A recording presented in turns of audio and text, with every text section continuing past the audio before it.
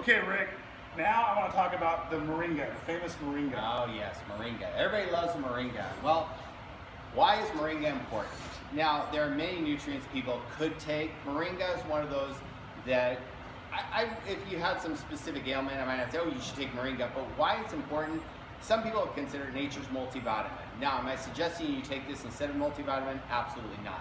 But what happens with natural supplements like Moringa or acai berry or mangosteen, anything like that, you have all these active constituents that are found in these supplements in nature that you really can't quantify in a laboratory. So Moringa is known to have many different nutrients. It's a very nutrient-dense superfood, really. And so some people take Moringa, and because of all those different active constituents, they just go, wow, I feel so much better. In fact, I actually have a volleyball player that we're going to be potentially sponsoring. He's actually going to go to the 2020 Tokyo Olympics. He actually took our Moringa. He was in Florida. Some girl said, you should take our Moringa. And he's 23. He said, I took Moringa. He goes, I had a lot more energy. I felt better. So that's what you can kind of expect. It just kind of gives your body some of that, those nutrients that the food supply is supposed to give you. But since many of us don't eat the way we should, you know, we get fast food or something else, not considered really nutrient-dense foods, when you get some of those nutrients that you need from the food that we're designed to have, you get a lot more energy. So Moringa really, that's what it could be indicated for. It has a lot of calcium,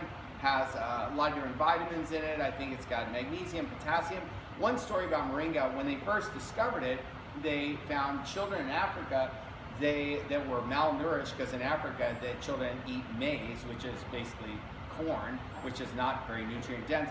They would give them Moringa, and the children that were just laying on the ground, they would rise up and all of a sudden they had more energy.